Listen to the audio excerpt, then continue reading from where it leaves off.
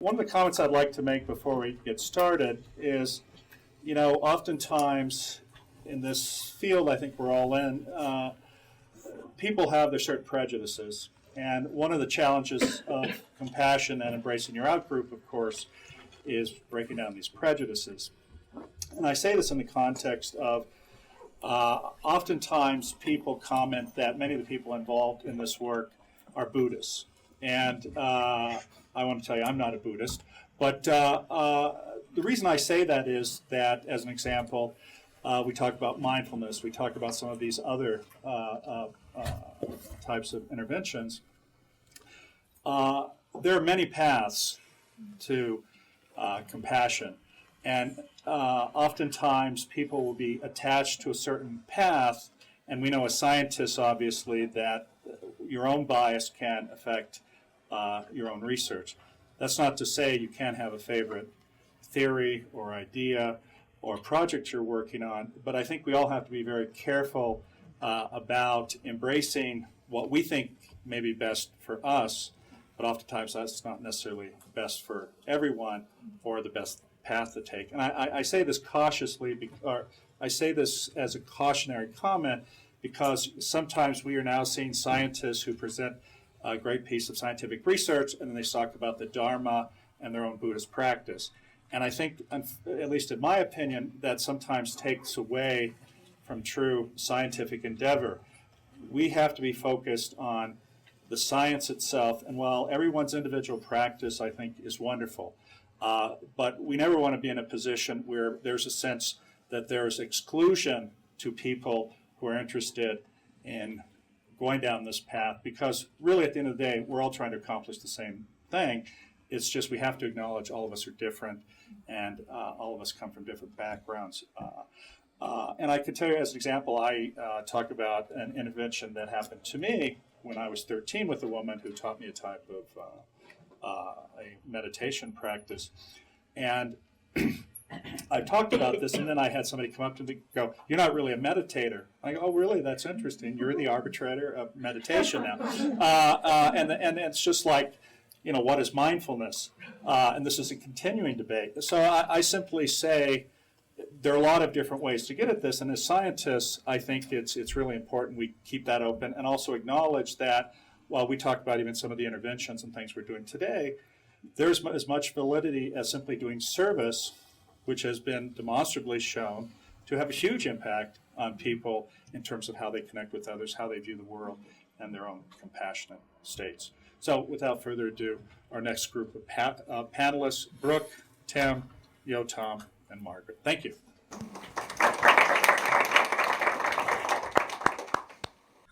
Well, I'll just say a few words briefly. I'm Brooke Dotson-Lavelle. It's nice and cozy in here. And I'm so delighted to be on this panel. And as Jim just said, we're going to introduce to you 3 different compassion-based training. Sorry, could you speak up? Yeah. 3, yes. Sorry to hear the back. Sure. We're going to introduce 3 distinct compassion training programs. You'll see there's a lot of overlap between the programs, but there are also some differences. And this is meant to sort of lay the groundwork or provide a framework of these 3 different models. And then in the afternoon, in the second session, we'll guide you through some experiential practices tied to these programs. So just to cue you into that. And we will start with Margaret. Okay. So hello, everybody. Good morning. Thanks so much for including me, Jim and Emma, in this wonderful group. I am not a scientist. I'm not great with PowerPoints, and when I had to send this in a day before, I got nervous because I change it, up until the last minute. And just having heard what I heard this morning from Emiliana and from Daryl, from Stephanie, I already have different ideas about what I want to say to you. So maybe that is familiar to you scientists. Maybe it's just more how it is for me as more of a teacher of secular contemplative programs. That's mainly what I've been doing for the last 25 years or so. And it's funny that Dr. Doty, Jim, would talk about, I think it's very important. I appreciate what you said, Jim, about not believing that there is a privileged doorway into compassion. And there's a lot of danger there, I agree. And especially as somebody who's been teaching mindfulness-based stress reduction, mindfulness-based cognitive therapy, cultivating emotional balance, mindfulness-based emotional balance, and now cultivating compassion training. You do that smart. And SMART, a number of programs that are contemplatively based in many different environments. The last one was actually to military spouses on an Army base in upper state New York. I have a very deep appreciation for the dangers of, and the many subtle ways that these interventions can be trying to communicate a message about what's right, that there's one way, a good way, a preferred way.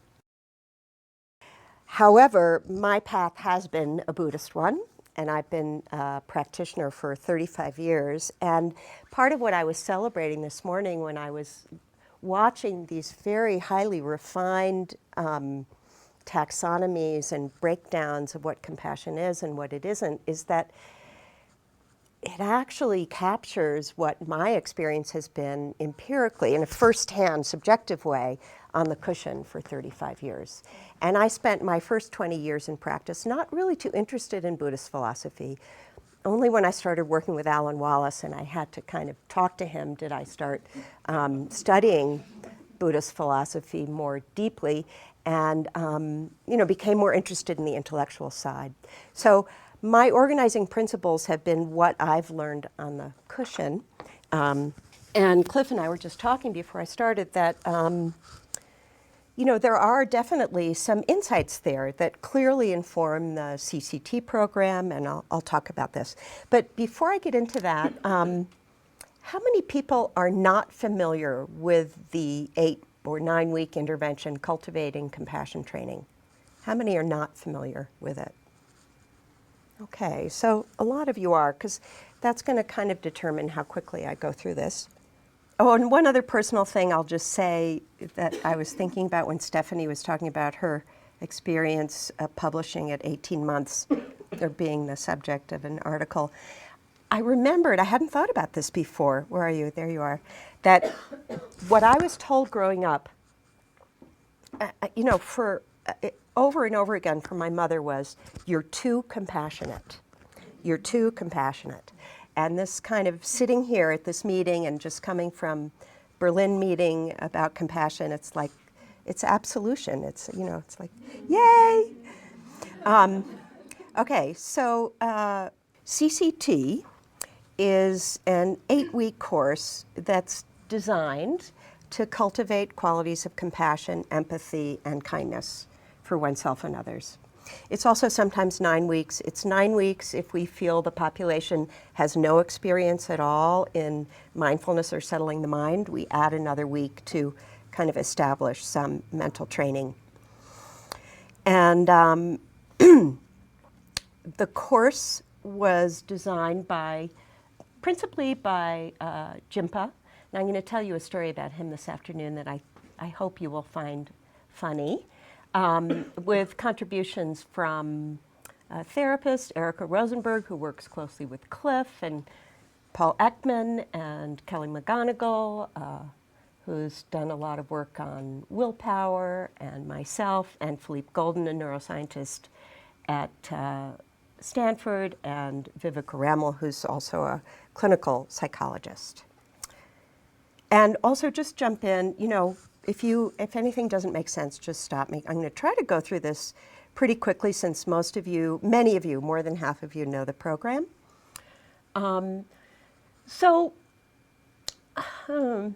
Here's one way of looking at what is compassion. I really loved what you said, Emiliana, about trying not to get caught in the either or, black or white dichotomies. Where's Emiliana? Yeah, there you are. Because that's certainly my experience. There is the recognition of suffering, and I'll just say from the Buddhist perspective, if you're not familiar with it, it's also the proximal cause for compassion to arise. So for the 4 immeasurable qualities, each of them has a proximal cause that gives rise to them, and suffering is the proximal cause for compassion to arise. And so here we agree, it seems, science and Buddhist philosophy. That gives rise to feelings of concern and connection. Maybe. It could also just be cognitive, and I learned this again from Paul Ekman, who had a conversation with His Holiness. Does there have to be that empathic component in compassion? And maybe not. You know, you can recognize suffering, you can choose to do something about it. You may not even have an empathic connection. I remember a woman in one of the classes, Dawa has been teaching with me, teaching cancer patients with me at the cancer support community. I remember a woman did the whole 8-week class, said, I don't feel anything. I don't feel anything. I don't feel compassion. What's wrong with me? And the fact was she was doing all sorts of compassionate acts. Incredibly kind, caring, generous. So she didn't have the affective component. Does that mean she wasn't compassionate? I don't think so.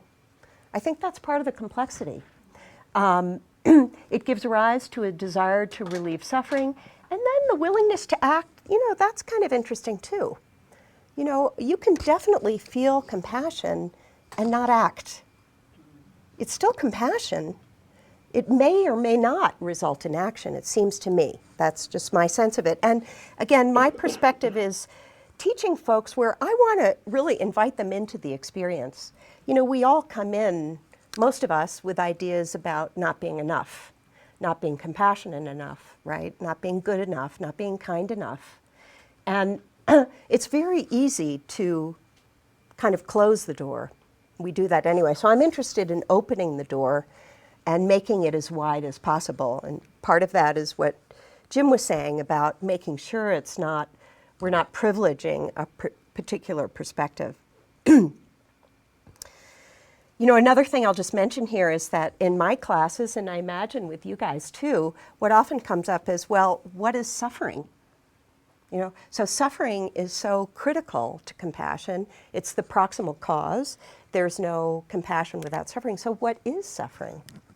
And I don't know if I'm even going to answer that right now, but maybe let you guys sit with it and maybe we'll circle back to it. We might have different ideas about what that is. But I'll be curious to hear if the science has explored that, what suffering is. It's certainly been explored in depth from the Buddhist side. Okay, so where am I time-wise? All right. So what is CCT? Compassion Cultivation Training. So instead it's a secular course. And it provides tools that can assist in strengthening compassion for others and for oneself. And again, Emiliana showed, you know, that wonderful both and. Is it innate or is it a skill that can be trained? From what I see, clearly both. Clearly both. Do some of us tend to be more compassionate temperamentally? I certainly think so. Does that mean you can't kind of move and grow? Absolutely not. We can definitely train, cultivate, develop these qualities. We do this through daily meditation practice, through different kinds of prompts and exercises, sharing with co-participants. The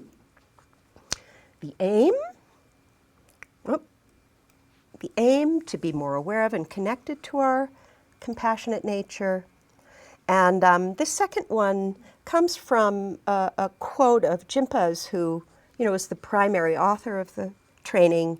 And he said, what CCT aims to do is to make people become more aware and more connected with their compassionate nature so that their instinctive response to a given situation will come from that compassionate understanding standpoint rather than negative, excessive judgment.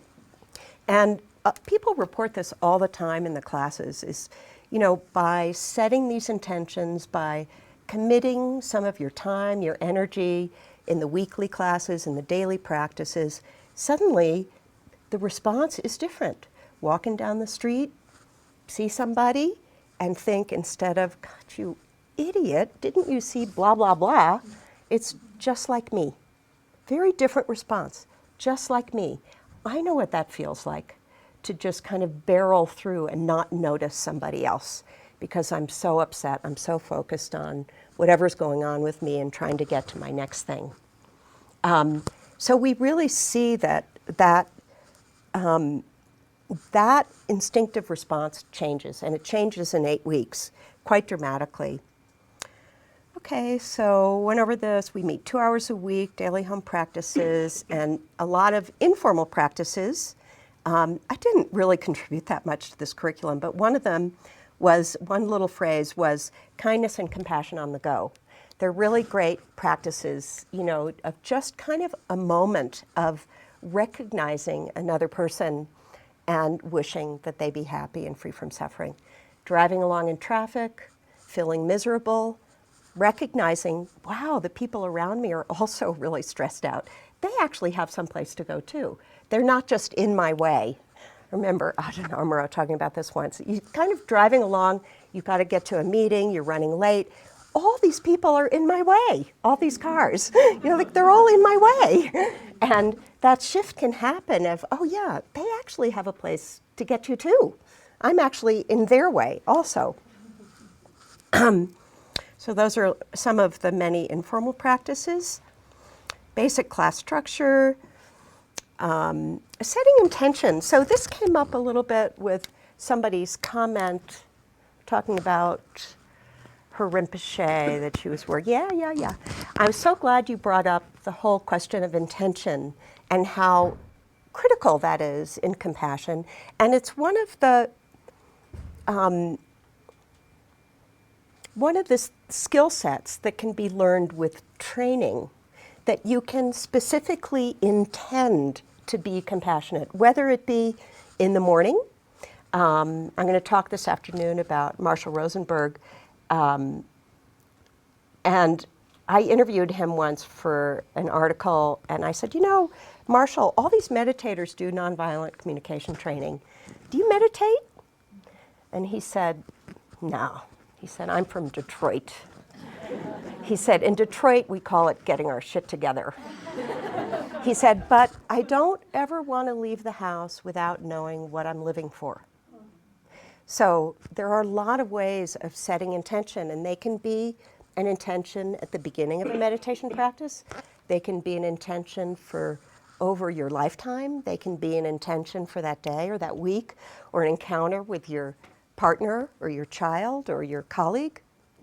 And intention has a lot of power. And again, from the Buddhist perspective, it's really kind of the tip upon which everything rests. More important even than the action is the intention that drives it. Okay, so class structure. It's very similar to MBSR. I think one of the reasons I was in on these early conversations in developing CCT was all my experience with mindfulness-based programs. And there, you know, for those of you who are thinking about developing curricula, you don't have to reinvent the wheel. A lot of work has been done in mindfulness-based trainings, a lot. So we can draw on that as we develop all these different, more specific trainings where we want to look at or measure this or that. So beginning with an opening practice, intention setting, settling the mind. Checking in on home practice, for me as a teacher, is a critical way of actually teaching and learning what's happening with people. You know, another thing I learned from Marshall is message sent isn't always message received. And especially with meditation training, right? Befriend your thoughts. Thoughts are not a problem. You don't have to get rid of your thoughts. So that's my message. What I hear back is, I was thinking, I hated it, I tried to push the thought. Really? Did you hear that in the training? Yeah, I'm sure that was in the training. No. So this discussion is really important in terms of seeing whether message sent is message received. And then a theme is introduced each week. Exercises happen. A lot of them come from psychology, other people's interventions, you know, wherever. And then a formal meditation practice that develops each week. So there's a progression of skills: settling the mind, opening the heart, cultivating connection, culminating in active compassion, or Tonglen, some of you may know from Tibetan Buddhism. Just stop me if you need to. I'm just going to keep barreling through here. So another way of breaking down, I'm kind of just reviewing what we've talked about already. But the thing I want to add here, this is the other thing that kind of Jimpa needed from us Westerners, even though he studied in the West, is that we need a little more focus on ourselves. This is a kind of tough place. And most people will say in these classes that the hardest practice for them is self-compassion and self-kindness. Easier than compassion and kindness for a neutral person or arch enemies or whatever so we took 2 weeks to work on this. 2 of our 8 or 9 weeks are on self-compassion, self-kindness. Then we spend a week exploring shared common humanity. And I should add here that I think, and I'll learn better when you guys share, that one distinction, I think, from the Emory program is that there is a lot of emphasis on moistening the heart and we read poems or read stories or look at YouTube videos of interspecies compassion. That's my personal favorite. I really love those. They just do me every time, just totally done in by them. So I show them a lot. And I think actually I want to add here too, because I don't have it in my slides, that another thing Amelia pointed out is that there are different intervention points for training compassion, right? So there's a cognitive one where we recognize shared common humanity. We have an understanding of how somebody else feels. We also understand what compassion isn't, very critical. And again, I was so glad it came up. Everything that Daryl said, what compassion isn't, is certainly true from a Buddhist perspective. We would call them the near enemies of compassion. And this term, which I use in my classes, I know it comes from Buddhism, but there's nothing Buddhist about near enemy, is a wonderfully descriptive way of describing those things that look a lot, smell like, sound like, but aren't compassion, and lead us down a road that may involve more suffering, right? And the idea is we're trying to describe something that's not going to lead to more suffering, as distinct from empathic distress, as distinct from pity, from despair, from other things, that can feel like or be confused with compassion. And the other thing that Emiliana brought up that I think is really key in the training of compassion is that from the cognitive perspective is there's a lot of power in accurately naming things. Oh, it's this, it's not this. This is what I'm feeling, or whether it's with another person or with ourselves. So that's part of what we're doing on a cognitive level. We're also going in on an affective level, and like that one woman in the class, I don't feel it. Okay, so that's not the only level, because people come in and they're different doorways that can grab them and help them. And some of it is the motivational level, the aspirational level of just really wanting to be of benefit in the world. So all of these can be doorways into training, cultivating, deepening compassion. I'm going to jump over this. These kind of covered this already.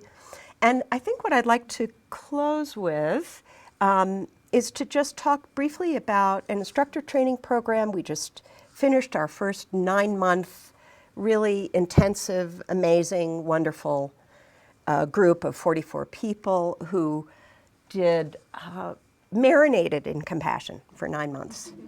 And as a supervisor of 19 of these 44 people, I was just blown away by what happened to this group. And Emma, I want you guys to study, if we have the good fortune to take another group through this training, study them. Somebody in the room, please study them, because the changes that I saw in these people it was spectacular. So I'm really excited about it. I'm just super excited. I've never been involved. I've been involved in a lot of trainings, but never one that was this comprehensive and this deep. And also, sign up and do it. It starts next January. You don't have to live in the Bay Area. It's really a cool program. It's really cool. So do I have time to show Gonzalo's video, or should I just stop here? Is it short? It's about 4 minutes. Should I? I can. We don't have to do it. I can stop here. I think it's about 4 minutes. I'm at 18. So I'll just say this is one of the participants, Gonzalo Brito, and he's doing his dissertation in Chile comparing MBSR and CCT. He went through the training program, and he's talking about giving a talk at the university in Chile on compassion and having his family there, Catholic, his father's a banker, very conservative population, and how surprising it was, his mother hugging him and saying, "Now I understand what you've been doing with your life." And the amazing sign-up that he had in Chile. He's like fully subscribed for all of his programs, and it's just very, very cool. So that's a short thing on Gonzalo. So that's it. So.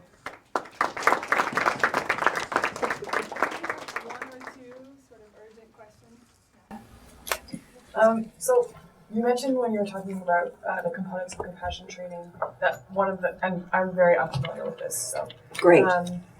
So that one of the things that you try to get people to do is to sort of like relate to people more and imagine that other people are sort of just like you. Mm-hmm. And so I'm curious about whether sometimes that has consequences that might at first seem negative, but maybe you think they might be overall positive. So the type of reaction that I'm imagining is that if we think of people as just like us and we have high expectations for ourselves, then sometimes being more compassionate might make us more critical of someone else.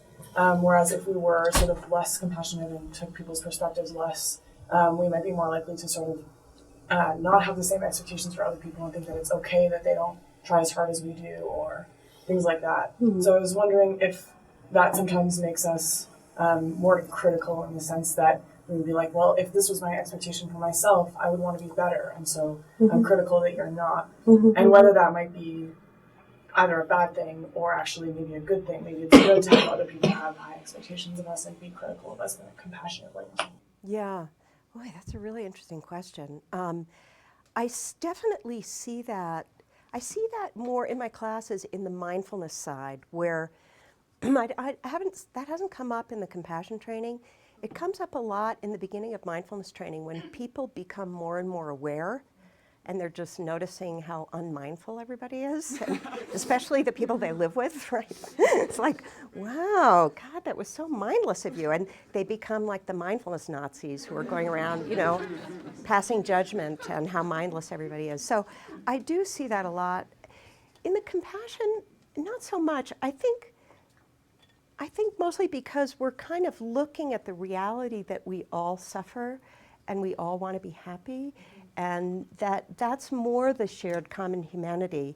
And maybe that the emphasis is a little more on the suffering and the striving, so we might explore the pain that's involved in all of that striving, rather than necessarily seeing that as something we would wish on somebody else. Right. I don't know if that makes any sense. Okay. Yeah. But I want to thank Jim for the remarks he made initially, because when I filled in the CCARE form that said, "And what is your current practice?" I kind of, crawled under the table and said, "Okay, all of this Buddhism, whatever, and I don't know any of the words, but I want to do what they say they're doing." So I think that piece is interesting, but to connect it to the question, maybe it's asking a question of whether we'll have the time to talk about when one is doing the research into compassion.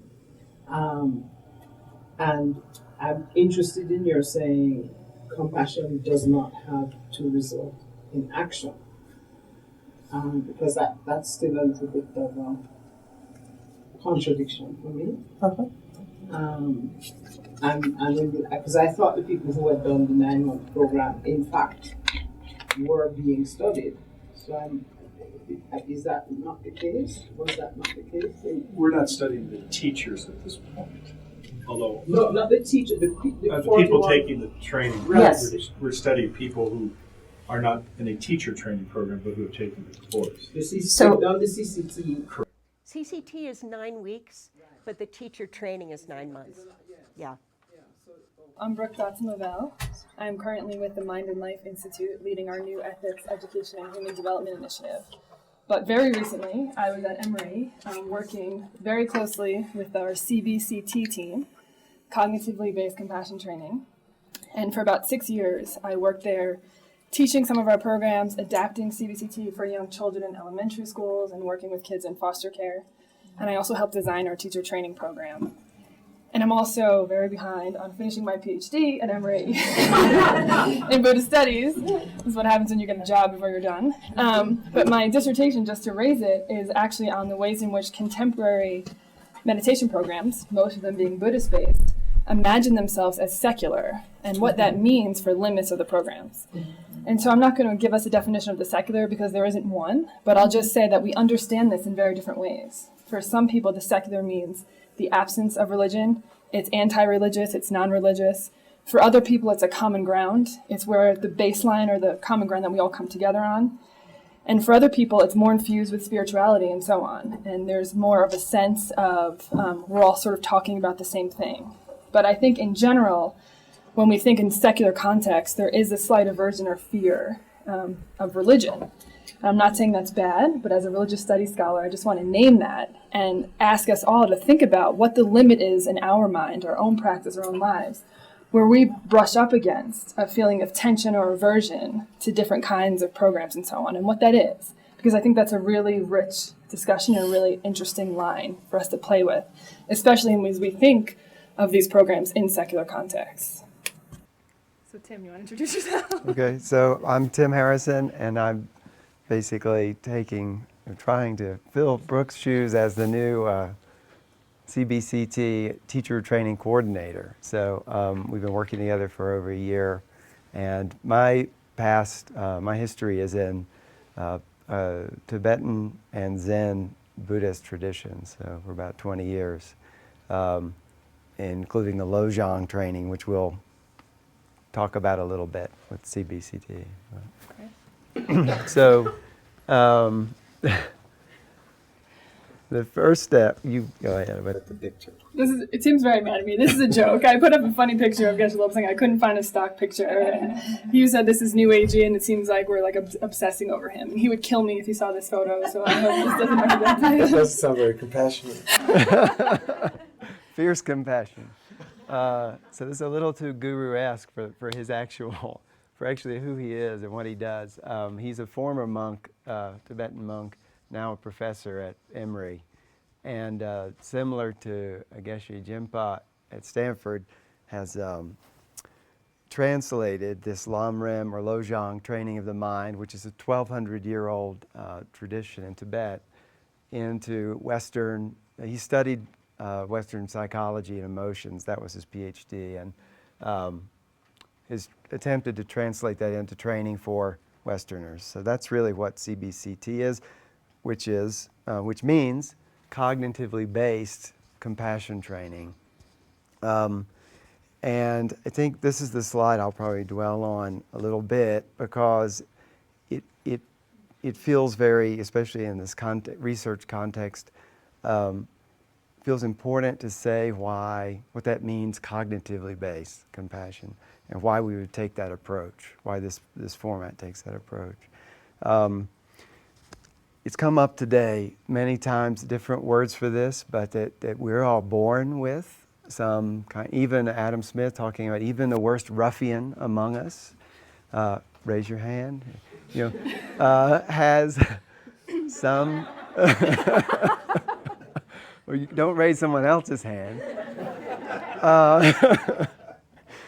has that hint, has that glimmer at potential for compassionate feeling.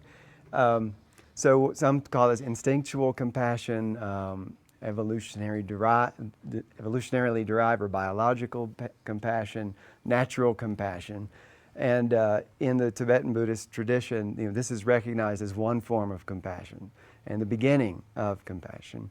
But that then higher levels of of compassion can be cultivated, that are extended to larger groups of people, that are felt on a deeper and deeper level. So, and that method of cultivation is one that takes advantage of a kind of theory of knowledge, which I will now try to introduce briefly because I think it's pretty relevant, which is that for knowledge to become embodied or instinctual, and you could think of compassion as a kind of knowledge of how to take in stimuli and then respond to it, that this first step for knowledge acquisition is cognitive, is rational, is understanding and being able to explain, okay, this is someone suffering, this is why I should, if I did something, I could help this person better.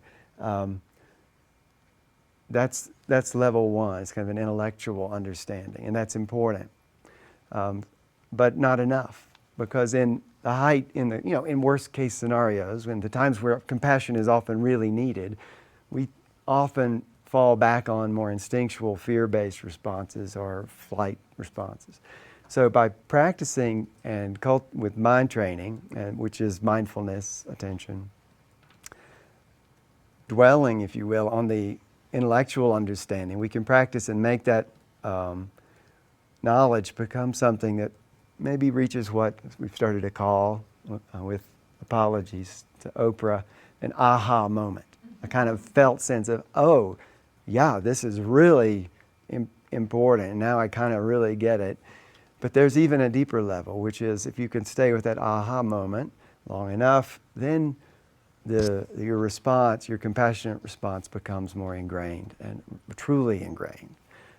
So for us, in a way that for this program, there's an idea that there are certain limits or filters, and the models we saw this morning were fantastic. I love the one with all the smiley faces. I kind of wish it was up there because I feel like this program tries to work with so many components of that component-based model of compassion. And if you can exercise each one of those, you can just open yourself more and more to natural, compassionate feelings. So the key components of the cognitively based compassion training that are addressed on a week-by-week basis, again, it's, I should say, this is very similar to the CCT that Margaret presented in many ways. So the standard class is 8 weeks long, 2 hours a week, and it goes through these 5 steps. At first, there's attentional stability, which we're not going to talk so much about today, because it's basic mindfulness, attention training, awareness of one's own thoughts. And the final step, to leap to the end, is the compassion. That's that feeling of compassion, state of compassion. And we're not going to talk about that either, because the model here is that compassion arises naturally when the conditions are correct. So like a flower that grows from good soil and good seeds and careful tending and watering, if you want a flower, you don't sit around wishing you had a flower. You get the soil, you plant the seeds, you water them. The flower just grows, right? It's not something you force. So these seeds, as soil, such, are the 3 intermediary steps: self-compassion, impartiality, and affection, empathy. And I will let Brooke talk through those. So these are what we understand self-compassion, impartiality, and affection to be the 3 keys of this program. Self-compassion, this is a tough one. Self-compassion, as we popularly or maybe commonly think of it, it often involves some form of self-acceptance, self-love, self-care, even self-soothing. We're not as nice as that in this program. Self-compassion here has to do with examining in a sort of very open, vulnerable way the causes of one's own stress and suffering, the ways in which we contribute to our own stress and suffering and exacerbate that in certain ways. An openness to see that we have the power to transform those habits of mind and so on. Gaining confidence that we actually can transform our own habits. We can break the cycles, so to speak, of our own stress and suffering through practice, through insight. And then we make the resolve or set the resolve that we're not going to suffer through these patterns of suffering and stress anymore. We're not going to be victim to them or slaves to them. We want to cut through these cycles and emerge, so to speak, from these cycles, free ourselves from these stress cycles. So the way we talk about self-compassion here, some of you might recognize this as similar to some forms of renunciation and so on in various traditions.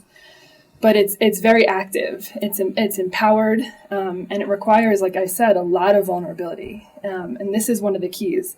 And it's a key because if we cannot investigate our own sources of suffering, if we can't bear witness to our own suffering, it seems nearly impossible to be with and bear others' suffering. So in a sense, we're doing the work on ourselves so that we can be more in tune to the suffering of others. Impartiality is a key, sort of on another order, in the sense, as Tim mentioned and as others mentioned, we seem to have this innate capacity to care for those that are close to us, that are like us, and so on. And we have more difficulty, as you might have noticed in our own lives, of extending those feelings of care, concern, compassion for those that are not like us, and worse, those that have caused us harm or done us wrong, right? So it's almost as if we have this resistance to caring for others that are not in our in-group. And what we try to do in this key step of impartiality, some people call this equanimity, is learn to recognize the ways in which we habitually reduce other people to our thoughts of them. Meaning, we walk through the street, we can look around this room, I won't put anyone on the spot, we can look around this room, we categorize people. Scientist, humanist, doctor, student, jerk, weirdo, whatever you have at Cliff, you in your own category. And we somehow think, we mistake that thought for the whole person. And we're essentially doing violence to everyone when we do that every single time, right? And so part of this practice is learning to see beyond those categories and recognize the superficiality of those categories.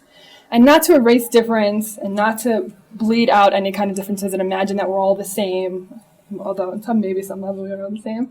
But really to say there's no intrinsic value to those categories. And in fact, it limits our ability to be with other people. And it limits their ability in turn to be with us, right? And the third key is something Margaret said about warming or moistening the heart. It's affection. And it connects with what Tim said, these sort of three levels of deepening into and making this compassion felt, in a sense. So we're all here at this compassion conference, and I'm assuming we all think compassion is a good thing, right? Now, on one hand, we might understand that it's useful, that it makes us more pro-social, that it's the seemingly right thing to do in some ways. But that's, on some level, that remains only an intellectual understanding. And we can think about in our own lives when someone very close to us, one of our children, a close family member, our partner, is experiencing or undergoing a great difficulty or great suffering.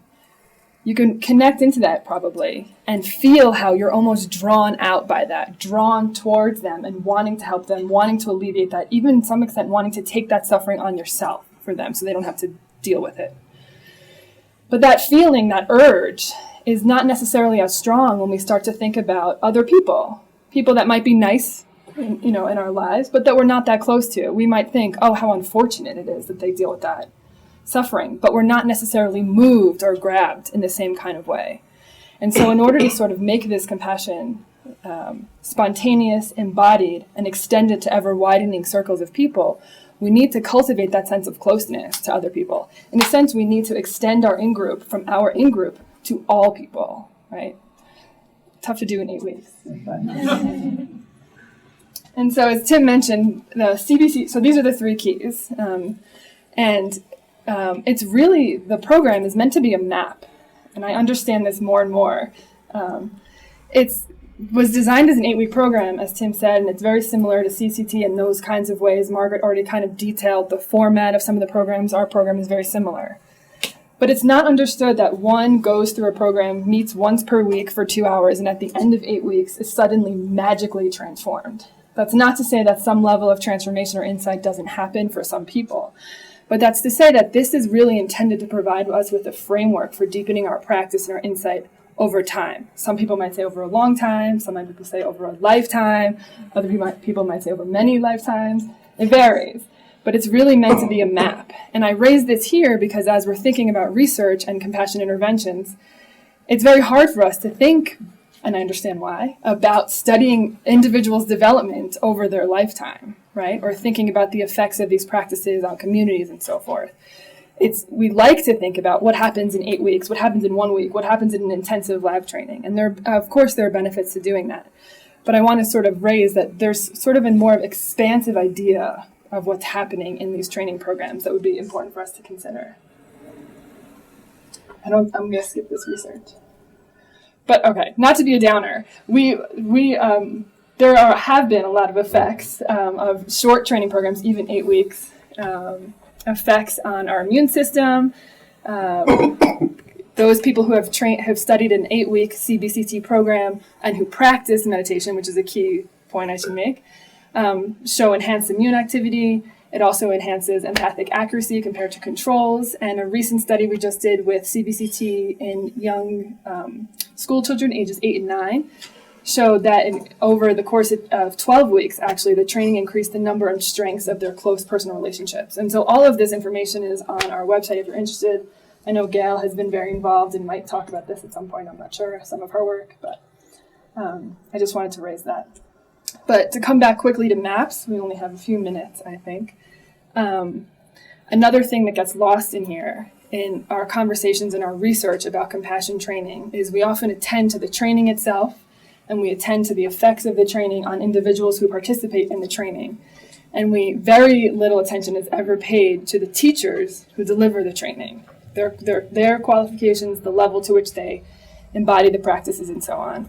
And based on, I'm imagining, our own shared experiences, we can intuit, and in many cases we know, how important these kinds of relationships are. Not just teacher-student, but parent relationships, therapeutic relationships, and so on, right? You would not want to walk into your therapist's office and see them reading a script for you on how to live your life. I hope none of you have experienced that. So we need to start to attend more and more to how we cultivate teachers for many of these research programs. It's a little politically dicey. We don't want to be running around and assessing who's the more advanced teacher and so on. So there's some reasons for some resistance, I imagine. But one of the programs we developed, and Tim is now leading, is our teacher training program. Do you want to say a little bit about it? Well, briefly, this sums it up. There's 2 levels. We're on the 3rd year of training cohorts. It's gone from about 5 people to 8 and now 12. And it includes what it says here, 8-day retreat and workshop, practicum where first of all, you've taken the course yourself. You've got some mindfulness background, been on retreats yourself. Then you do this retreat, follow a course, and process it in a group setting with your cohort, and you do a teaching assistantship that's supervised with a co-teacher who has experience. And then you can try teaching on your own. That's level 1. Level 2 then is that takes about a year. Level 2 then is usually another year or so, with leading to some kind of big certification, which no one's actually got to yet. But so this is new and we're developing it, but it's really seems to be, as Margaret said, it in itself is a wonderful experience for those who do it. So. Can I add something? Yeah. There's a tension here, though, between doing really deep work, not only for individuals and also for teachers, and scalability, which is something that I know is on our minds, too. So just to point that out, that we only have 12 people in this cohort. You can see that we're not moving that fast, you know?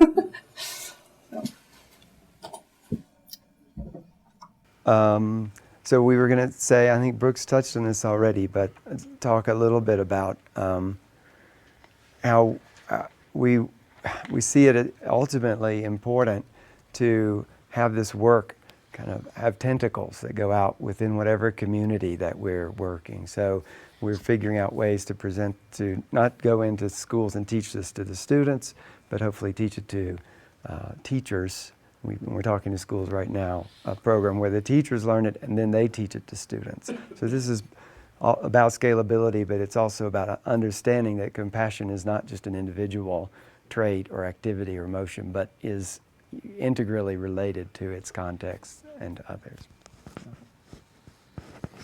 Yeah, so we can take one urgent question and then we're turning it over to your time. Oh, show the thank These are our yous. thank yous, yes.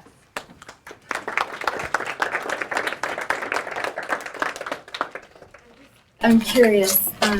This is completely new to me, so I have no idea whether this is relevant or not. But in my own thinking about compassion as a feeling, like looking at the hands touching, or looking at infants, or my own experience becoming a mother, a very close, almost part of the experience I have is grief and sadness, and I wonder whether sadness and grief have a role in your practice, and like, is it a desirable emotional state to cultivate, or is it something that individuals are taught to manage, or I'm just really curious. I think this goes to the heart of an issue that comes up. Compassion training is not making us happy necessarily. And I want to qualify that and say it's not about feeling good. It's actually getting in touch with suffering, with deep layers of suffering. And that in and of itself is a process of engaging with and facing deep sadness, grief, loss, and so on.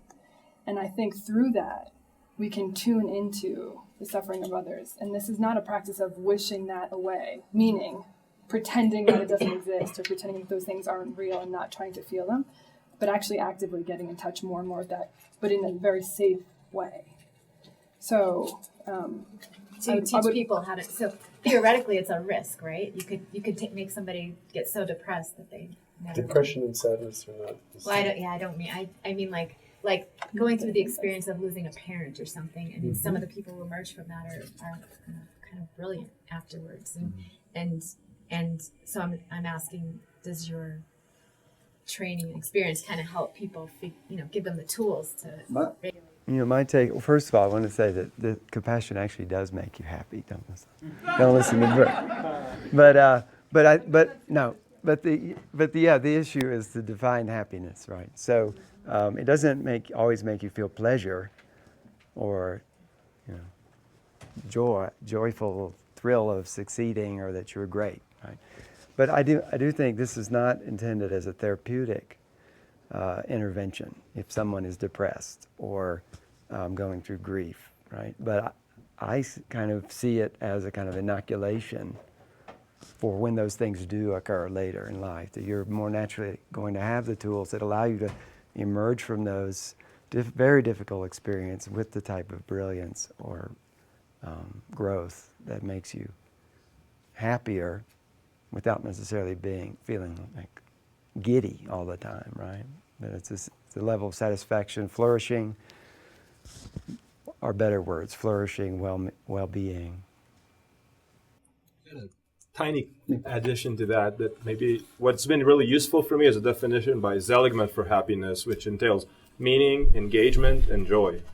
And oftentimes I think what you've been referring to in terms of happiness is just joy alone, without meaning, without genuine engagement and awareness to that process. And then that is that kind of superficial, I'm having a good time experience, is not as profound as what maybe compassion can offer.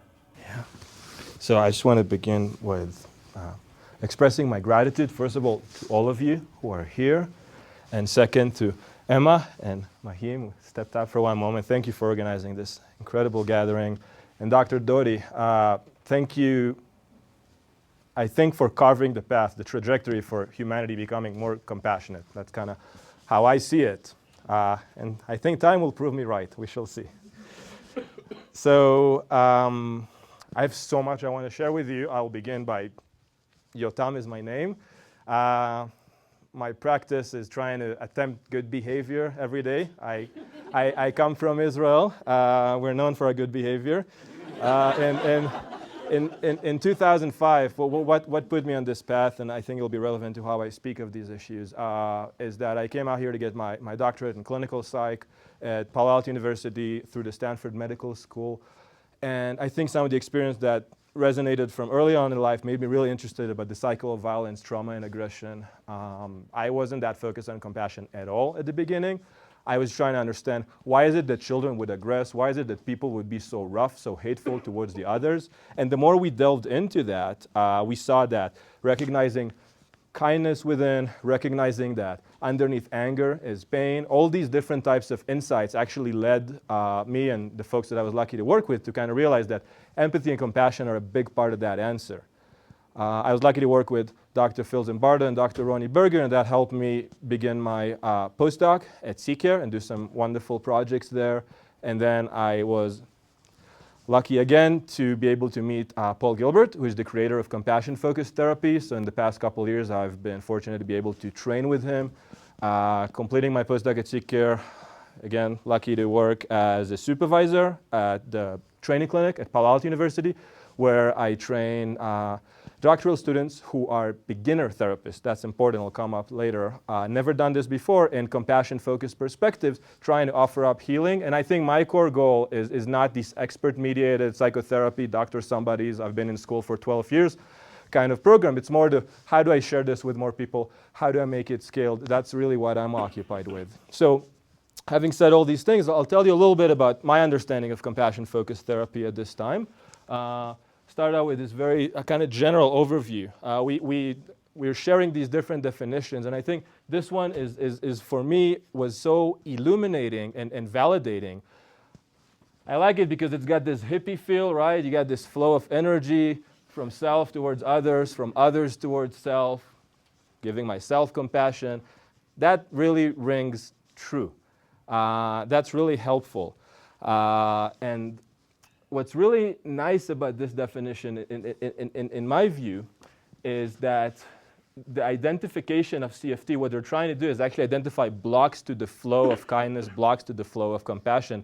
And the assumption is that whenever there is a block, you need to actually understand where it's coming from and enable the opening up of that energy of kindness. So far, I'm really talking like a hippie, but in a couple slides, I'll actually back that up with some really nice data. So let me present another slide that is kind of like the impetus for where compassion-focused therapy comes from, which is the evolutionary model. I do it with the tremor of fear with you sitting here. But I will say that the evolutionary model in neuroscientific perspective, this is kind of how we would talk about this with clients. And it's obviously a simple version of a much more complex process. So the idea is that we have this old brain type of functioning, which essentially relates to these core motives geared towards the motivation of survival, the capacity to actually be alive in this world, anger, anxiety, stress, fear. These are all very, very primal motives that are present for us. And then we have this new brain. It's a marvelous system of imagination, the ability to contemplate, to reflect, and we have these interactions between the two. I mentioned to you before that my interest began with the cycle of violence, trauma, and aggression. This makes so much sense to me. And if I think about, for instance, traumatized kids, something I care about, and the way they come into an environment of violence, and they have a system that's full of cortisol, their stress levels are so high, their old brain, if you will, is so prone towards aggression, and then they have this new brain, and they're learning hatred. So they learn to dehumanize the other. They learn to diffuse responsibility. They learn to have prejudice against different groups. What happens? These higher functioning new brain capacities are feeding the old brain capacities, and you have a cycle that's very hard to break loose of. And I think that speaks to a lot of the calamities that have been going on in humanity. What are some of the answers? We think mindfulness is very helpful.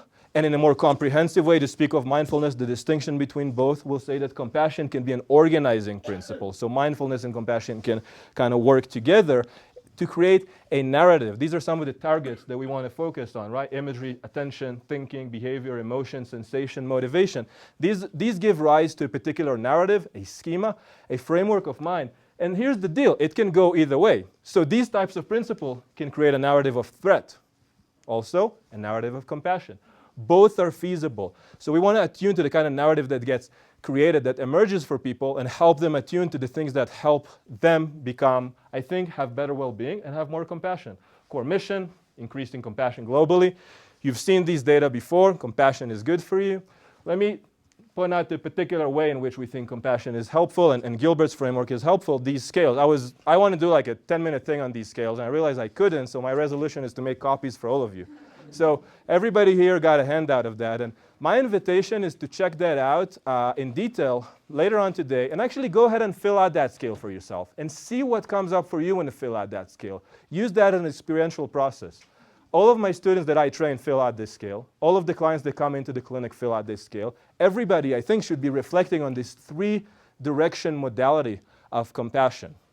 So this is a scale that's been around for a while. Gilbert has correlated and validated it quite a bit in the UK with both clinical and non-clinical population. One cool project that our visiting scholar here, Dan Martin at CCARE, has done is doing something similar, validating it with a US sample, which to my knowledge has not been done before, with 152 business students who are known for their compassion, right? So the deal is, now we have numbers to back up the flow that I was addressing before. And what's really striking for me is right here, 71, 74. You see this strong correlate between depression, receiving compassion from others, giving compassion for yourself. So important. And this does not stop here, by the way. These are just preliminary data. This scale correlates well with the 5-facet mindfulness scale, social dominance orientation. This is a much bigger conversation, and I think a really rich, fascinating source of data that we can actually use as psychoeducation, show that to people and kind of demonstrate. Actually, if we just focus on these 3-directionality flow of kindness, all these other benefits will emerge for you.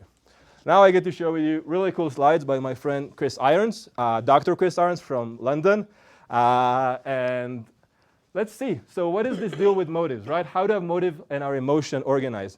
The idea with motives, and I'll step back here for a second so I can have a better sense of Chris's slides. So essentially the idea is the motives are the building blocks of our survivals.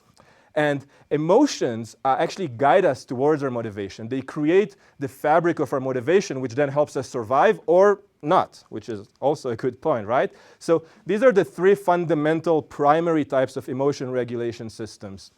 We have the threat system, we have the drive system, and we have the soothing system.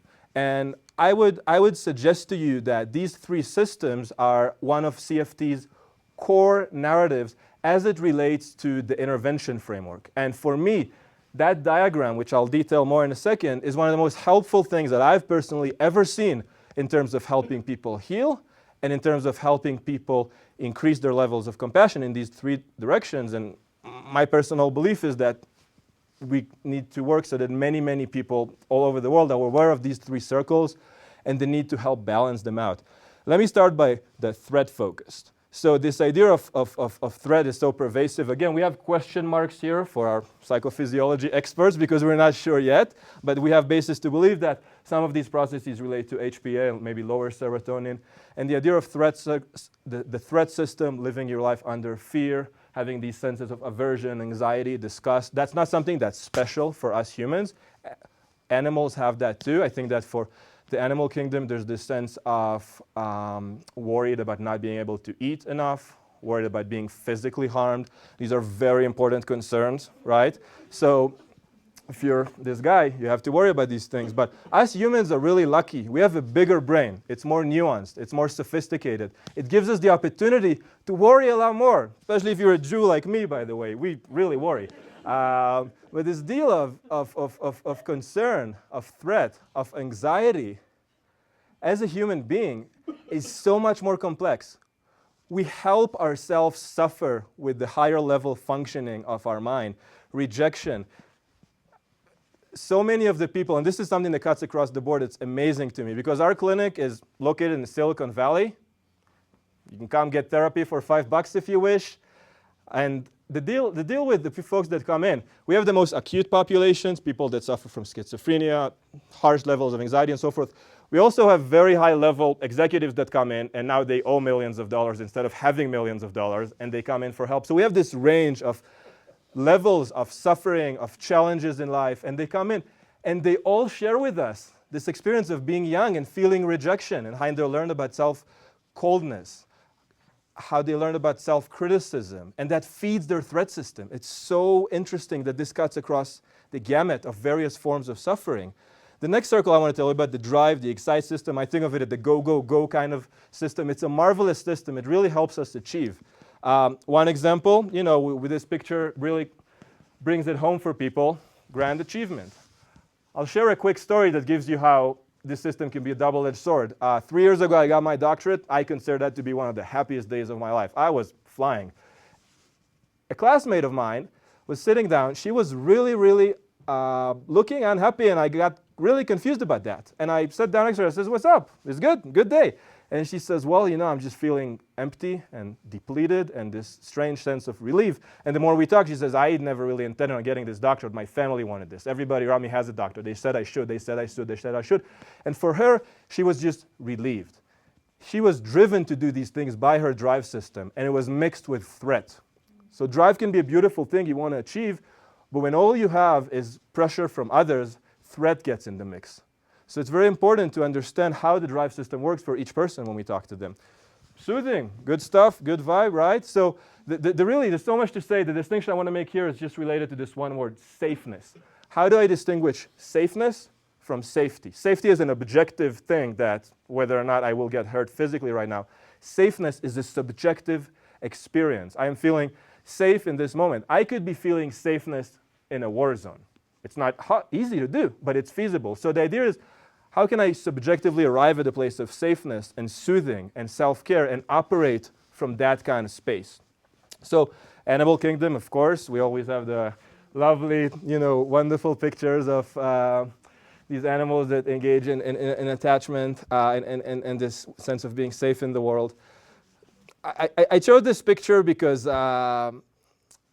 we always choose these pictures of mothers and babies, so I wanted to put one up too. But this one to me brought another point into the mixture, which is joy. And it's like this authentic, deep joy, right? So there's a meaning, engagement, and joy.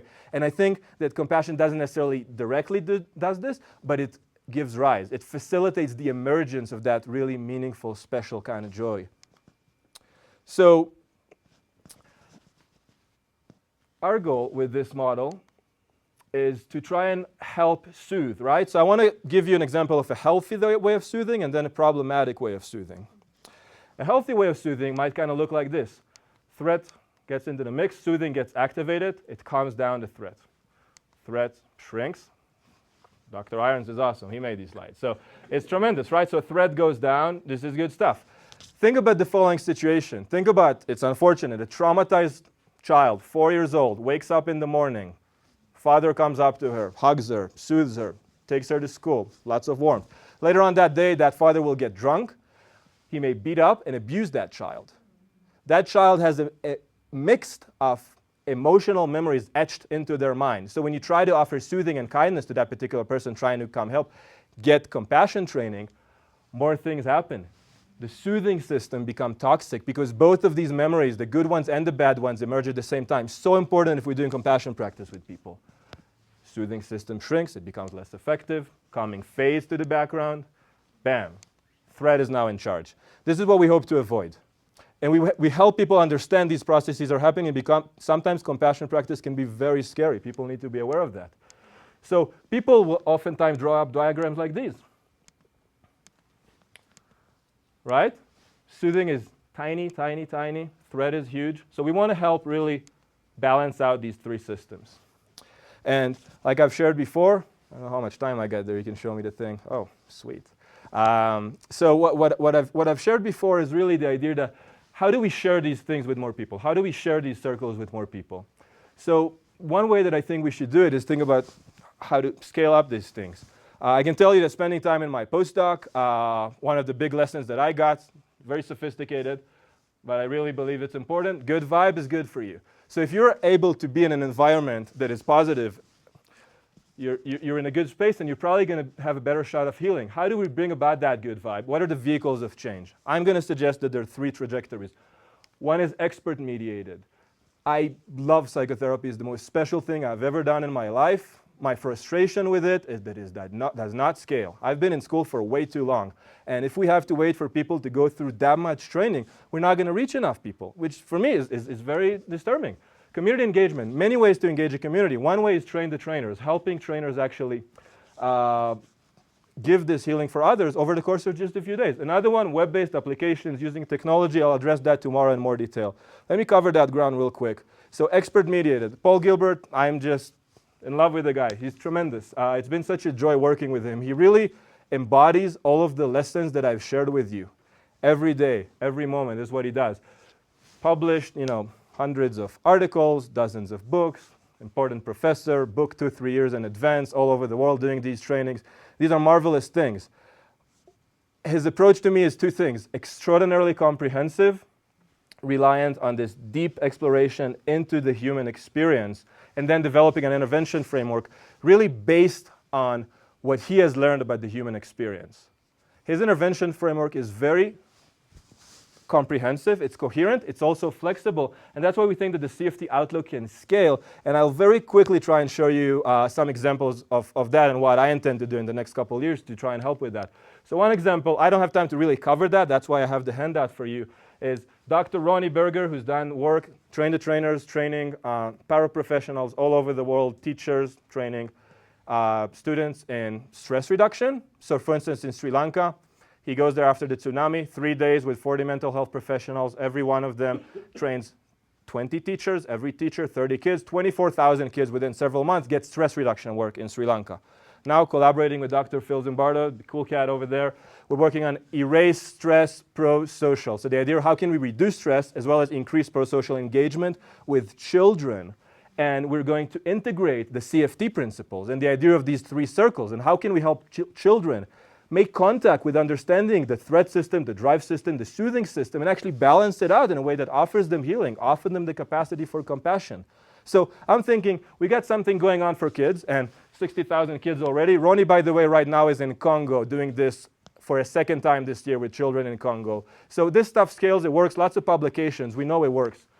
Here's the deal. How about adults? I've been thinking about it a lot. So can we train college students in offering younger students compassion training? Is there any background that suggests that this might be feasible? Well, students are able to help facilitate student goals for anxiety, body image, eating disorder, lots of other problems. Students are actually pretty effective at doing this. So can we do this? Can we use the CFT principles to share on this large scale? College seniors doing groups for freshmen. Students can actually get credits for this in many, many universities. I think there's grounds to assume that it might work. I have one point of kind of like struggle with the meditation because we want to have a high-level meditation practice if people are engaged with these compassion practices. Nothing is perfect in this world, but I think there is a reasonable resolution, essentially suggesting that audiophiles are getting pretty good data. So people are putting MP3 files online, getting really good data in terms of the efficacy. So look at what Gilbert did with 45 students. All of these positive outcomes after 2 weeks of compassion training. This one is from Gilbert's recent work, and I can share the paper more in depth later. This is wonderful work by Emma. So feeling of social connection, positivity towards strangers, again, because of practicing audiophiles, good stuff. Richie Davidson, amazing, altruism, brain study. I'd love to understand that better later if you want to explain that to me. But it's just incredible outcomes. So the suggestion here, and we don't have to go to the whole depth of that, I'll cover that in more depth tomorrow. But the suggestion I'm making is we keep trying to raise all this money to do all these expensive programs. How about putting up a bunch of MP3 files online, getting people to practice them and seeing the results? We keep thinking about which program is better or worse. I think that's the wrong question. I think that each program is going to have a unique type of impact. And I'm super curious to know how each program impacts people. And I think that would really help us bring the field forward. So to conclude, I wanted to kind of offer you a summative slide that really brings CFT together in one slide, which I think is kind of cool. Warmth, that environment. We want to have the compassion practice whether students are doing it or whether experts are doing it. We want to create this, what Winnicott would call the holding environment, the holding container that actually facilitates the emergence of both healing and kindness. Skills training. We want to create good energy around us in order to get there. We want to be also extraordinarily concrete with the type of skills that we can scale, skills that we can cascade, skills that we can teach to others, who in turn teach that to others. And there's basis to assert that this is feasible because we have other publications from similar overlapping trajectories that showing that data supports these types of ideas. So to me, this slide is really neat in the sense that it encompasses a huge approach in one slide, and this is what I wanted to share with you, and I want to express my gratitude and appreciation to all of you for listening. And I also want to express my deep, deep gratitude and appreciation for these wonderful people whose friendship and ideas and slides have been interwoven through this presentation and the rest of the stuff that I will do as well. So thank you very much, and I appreciate your time. Thanks.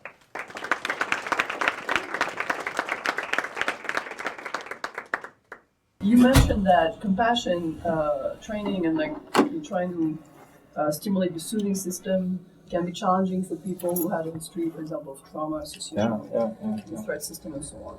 And then you say that there's some benefit in sharing MP3s and then training people kind of without any professional or one-on-one or any kind of feedback. Sure. So how do you reconcile? First of all, I'm glad you asked this question because I was wanting for that to come up. And I've been thinking about it a lot too, and actually I've been consulted. So in preparation for this, I was talking with Paul Gilbert a lot as well. I can tell you two things. One is my much smaller experience, and then what he's been sharing with me. But the way we've been doing with the folks, and this is wisdom that also comes from just doing psychotherapy. Because when we work with traumatized people, and it's a shock for students, I don't understand it. I'm trying to be really nice to this client, to this patient that's coming in, and they're infuriated with me. They're angry at me. And it's sometimes shocking what psychoeducation can do. So even that little slide that I showed, and helping people make sense of the fact that because they're exposed to kindness, because they've had rough stuff happening to them, both will trigger. Just that one piece of information that can be shared, I think, in about 5 minutes can be really helpful. I was checking in with Paul also about what he was thinking about the idea of sharing MP3 files. And his general answer was offering that kind of psychoeducation. There's two approaches to doing this kind of mindfulness work, and I'm talking more from the therapy, clinical psychology perspective that I'm aware of. One suggests just keep pushing through, keep pushing through. If these things arise for you, just stay with it, stay with it, stay with it. The other one says, if anything difficult arises for you, understand why it might be happening, and that's the psychoeducation piece, and gently pull away. Re-engage with you can. Gently pull away. ACT, acceptance and commitment therapy, I think of it kind of like a sister therapy for CFT, does a great job of these mini exposures. And when we help people make contact with what's challenging for them and also give them the legitimacy to pull away when they need, that's pretty helpful. And that's been the experience with the MP3 files as well. So folks that have used that, including Gilbert and others, we need to make that disclaimer that actually some challenges may arise. And if they do, this is why it's happening. And I think that the most important thing for people in general, especially in the healing and growth capacities, is this idea of coherence. So when something happens to me and I don't understand what's happening, I'm really scared. When it's coherent and I have a rationale, I can cope with that. So.